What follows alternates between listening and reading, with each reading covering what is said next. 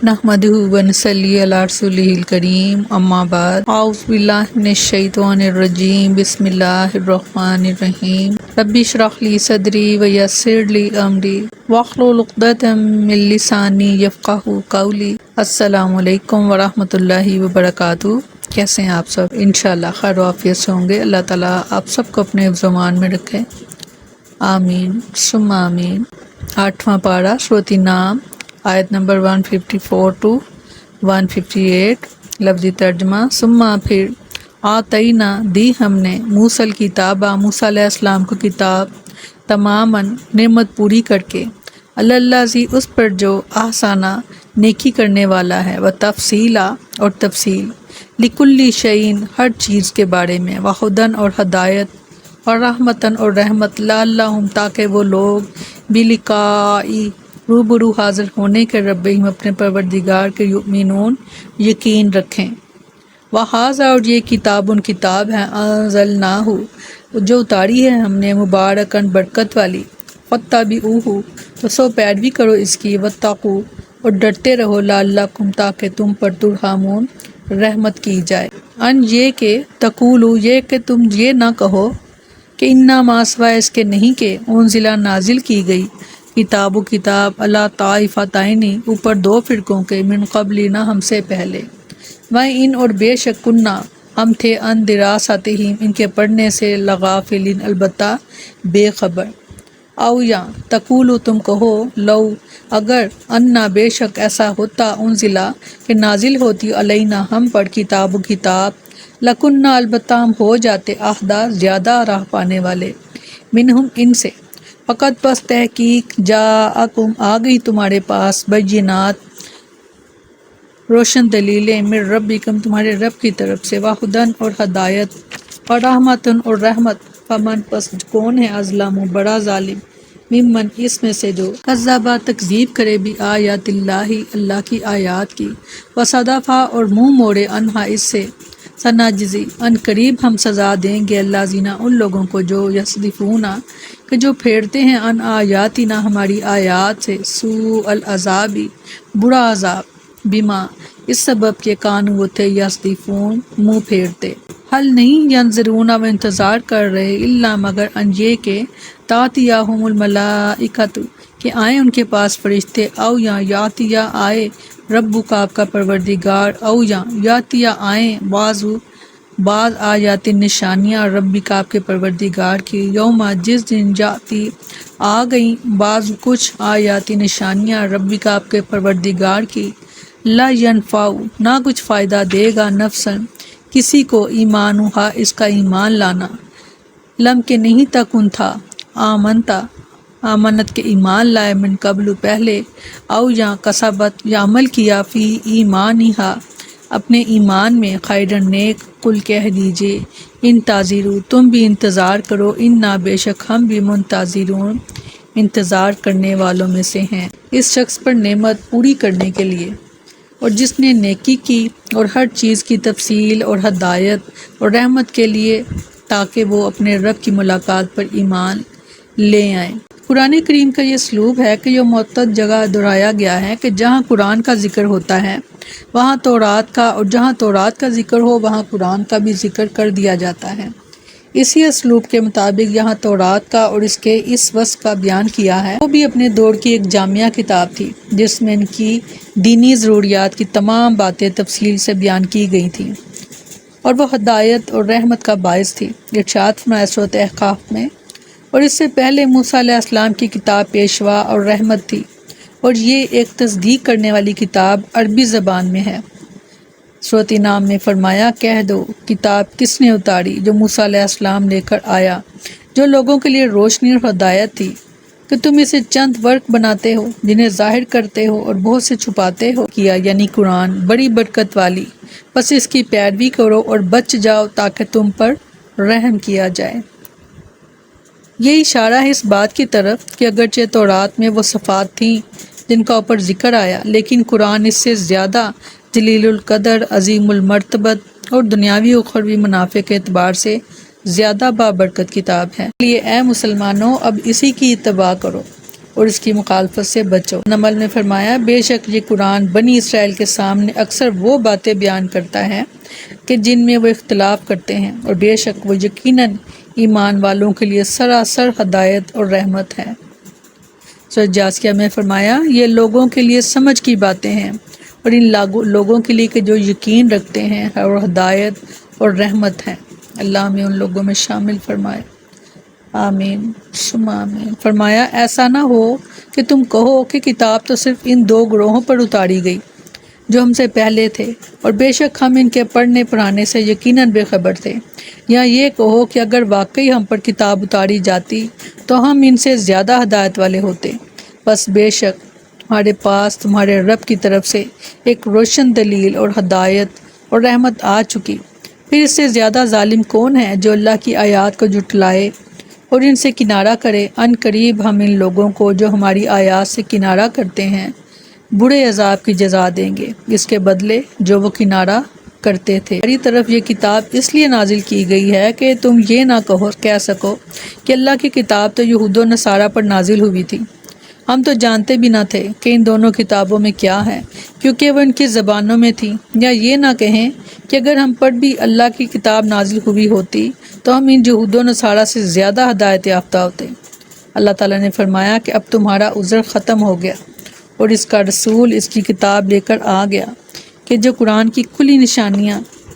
اور ہدایت کا سرچشمہ اور سراپا رحمت ہے۔ لہٰذا کتاب، ہدایت اور رحمت کے نزول کے بعد اب جو شخص ہدایت یعنی اسلام کا راستہ اختیار کر کے رحمت الہی کا مستحق نہیں بنتا بلکہ تکذیب اور اعراض کا راستہ اپناتا ہے، تو اس سے بڑھ کر ظالم کون ہے؟ تَقُولُوا لَوْ أَنَّا أُنزِلَ عَلَيْنَا الْكِتَابَ لَكُنَّا أَهْدَىٰ مِنْهُمْ، یعنی ہم نے تمہارے اس عذر کو بھی ختم کر دیا کہ اگر ہم پر بھی وہ کتاب نازل ہوتی جو ان پر نازل ہوئی تھی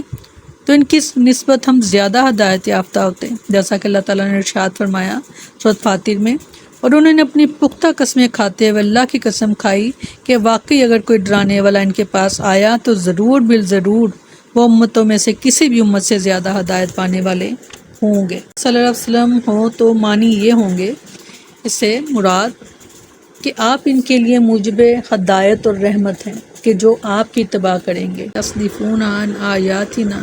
سوء العذاب بما كانوا یصدفون، نے فرمایا اور وہ اس سے روکتے ہیں اور اس سے دور رہتے ہیں،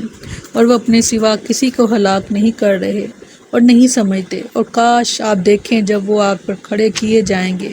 تو کہیں گے اے کاش ہم واپس بھیجے جائیں اور اپنے رب کی آیات کو نہ جھٹلائیں اور ایمان والوں میں سے ہو جائیں۔ اس چیز کے سوا کس چیز کا انتظار کر رہے ہیں کہ ان کے پاس فرشتے ہیں یا آپ کا رب یا آپ کے رب کی کوئی نشانی آئے؟ جس دن آپ کے رب کی کوئی نشانی آئے گی کسی شخص کو اس کا ایمان فائدہ نہ دے گا جو اس سے پہلے ایمان نہ لایا تھا یا اپنے ایمان میں کوئی نیکی نہ کمائی تھی۔ کہہ دیجئے انتظار کرو، بے شک ہم بھی منتظر ہیں۔ اس آیت میں اللہ تعالیٰ فرماتے ہیں کہ قرآن مجید کے نزول اور رسول اکرم صلی اللہ علیہ وسلم کی رسالت کے ذریعے سے ہم نے حجت قائم کر دی ہے۔ اب بھی اگر یہ اپنی گمراہی سے باز نہیں آتے تو کیا یہ اس بات کے منتظر ہیں کہ ان کے پاس فرشتے آئیں یعنی ان کی روحیں قبض کرنے کے لیے؟ اس وقت یہ ایمان لائیں گے، یا آپ کا رب ان کے پاس آئے یعنی قیامت برپا ہو جائے اور وہ اللہ کے روبرو پیش کیے جائیں، اس وقت یہ ایمان لائیں گے، یا آپ کے رب کی کوئی بڑی نشانی آئے جیسے قیامت کے قریب سورج مشرق کی بجائے مغرب سے طلوع ہوگا، تو اس قسم کی بڑی نشانی دیکھ کر یہ ایمان لائیں گے۔ اگلے حصے میں وضاحت کی جا رہی ہے اگر یہ اس انتظار میں ہیں تو بہت ہی نادانی کا مظاہرہ کر رہے ہیں، کیونکہ بڑی نشانی کے ظہور کے بعد کافر کا ایمان اور فاسق اور فاجر کی توبہ قبول نہیں کی جائے گی۔ جب زمین کوٹ کوٹ کر ریزہ ریزہ کر دی جائے گی اور آپ کا رب آئے گا اور فرشتے جو صف در صف ہوں گے، اور اس دن جہنم کو لایا جائے گا، اس دن انسان نصیحت حاصل کرے گا، اور اس وقت اس کے لیے نصیحت کہاں؟ کہے گا اے کاش میں نے اپنی زندگی کے لیے آگے بھیجا ہوتا، پس اس دن اس کے عذاب جیسا عذاب کوئی نہیں کرے گا اور نہ اس کے باندھنے جیسا کوئی باندھے گا۔ استغفار۔ سورۃ نحل نے فرمایا وہ اس کے سوا کس چیز کا انتظار کر رہے ہیں کہ ان کے پاس فرشتے آ جائیں یا آپ کا رب کا حکم آ جائے، ایسے ہی ان لوگوں نے کیا جو ان سے پہلے تھے، اور اللہ نے ان پر ظلم نہیں کیا، اور لیکن وہ خود اپنے آپ پر ظلم کیا کرتے تھے۔ او یاتی بعض آیات ربک، ان بعض نشانیوں سے مراد قیامت کی نشانیاں ہیں، مطلب یہ کہ قرب قیامت کے وقت جب قیامت کے آثار ظاہر ہوں گے تو ایمان لانا مفید نہیں ہوگا۔ سیدنا ابو ہریرہ رضی اللہ عنہ بیان کرتے ہیں کہ رسول اللہ صلی اللہ علیہ وسلم نے فرمایا، اس وقت تک قیامت قائم نہیں ہوگی جب تک کہ سورج مغرب سے طلوع نہیں ہوگا، اور جب لوگ سورج کو مغرب سے طلوع ہوتا ہوا دیکھیں گے تو ایمان لے آئیں گے، مگر یہ وہ وقت ہوگا کہ جب کوئی کسی ایسے شخص کو اس کا ایمان فائدہ نہ دے گا جو اس سے پہلے ایمان نہ لایا تھا۔ جب بڑی بڑی نشانیاں آ جائیں گی تو اس کے بعد اگر کوئی ایمان لاتا ہے یا کوئی توبہ کرتا ہے تو نہ وہ توبہ قبول ہوگی اور نہ ہی وہ ایمان۔ سیدنا ابو ہریرہ رضی اللہ عنہ بیان کرتے ہیں کہ رسول اللہ صلی اللہ علیہ وسلم نے فرمایا، 3 نشانیاں جب نمودار ہوں گی تو کسی شخص کو اس کا ایمان فائدہ نہ دے گا کہ جو اس سے پہلے ایمان نہ لایا تھا یا اپنے ایمان میں کوئی نیکی نہ کمائی تھی۔ وہ نشانیاں یہ ہیں: پہلا، سورج کا مغرب سے طلوع ہونا، دوسرا دجال کا آنا، تیسرا اور زمین سے جانور کا نکلنا۔ یہ 3 بڑی نشانیاں ہیں، جب یہ ظہور پذیر ہو جائیں گی تو اس کے بعد نہ تو ایمان لانا فائدہ پہنچائے گا اور نہ ہی توبہ۔ سیدنا عبداللہ بن عمرو رضی اللہ عنہ بیان کرتے ہیں کہ رسول اللہ صلی اللہ علیہ وسلم نے فرمایا، قیامت کی سب سے پہلی نشانی یہ ہوگی کہ سورج مغرب سے طلوع ہوگا اور چاشت کے وقت زمین سے ایک جانور نکلے گا۔ ان میں سے جو نشانی بھی پہلے نمودار ہو تو دوسری بھی فوراً اس کے بعد نمودار ہو جائے گی۔ انتظروا انا منتظرون، یہ کافروں کے لیے شدید سرزنش ہے اور اس شخص کے لیے زبردست وعید ہے جو اپنے ایمان اور توبہ کو اس وقت تک کے لیے مؤخر کر دے جب ایمان یا توبہ بھی نفع بخش نہ ہوگی، یعنی اس وقت جب سورج مغرب سے طلوع ہوگا، کیونکہ یہ وہ وقت ہوگا جب قیامت بالکل قریب آ جائے گی اور اس کی علامتیں ظاہر ہو چکی ہوں گی، جیسا کہ سورۃ محمد میں فرمایا، تو وہ کس چیز کا انتظار کر رہے ہیں سوائے قیامت کے کہ وہ ان پر اچانک آ جائے، بس یقیناً ان کی نشانیاں اس کی آ چکی، پھر ان کے لیے ان کی نصیحت کیسے ممکن ہوگی جب وہ ان کے پاس آ جائے گی۔ مومن میں فرمایا، پھر جب انہوں نے ہمارا عذاب دیکھا تو انہوں نے کہا کہ ہم اس اکیلے اللہ پر ایمان لائے اور ہم نے ان کا انکار کیا جنہیں ہم اس کے ساتھ شریک ٹھہرانے والے تھے، پھر یہ نہ تھا کہ ان کا ایمان انہیں فائدہ دیتا جب انہوں نے ہمارا عذاب دیکھ لیا۔ یہ اللہ کا طریقہ ہے اس کے بندوں میں جو گزر چکا، اور اس موقع پر کافر خسارے میں ہی رہے۔ اللہم انی اعوذ بک عذاب جہنم واعوذ بک عذاب القبر واعوذ بک فتنۃ المحیا والممات واعوذ بک فتنۃ مسیح الدجال، آمین ثم آمین۔ السلام علیکم ورحمۃ اللہ وبرکاتہ۔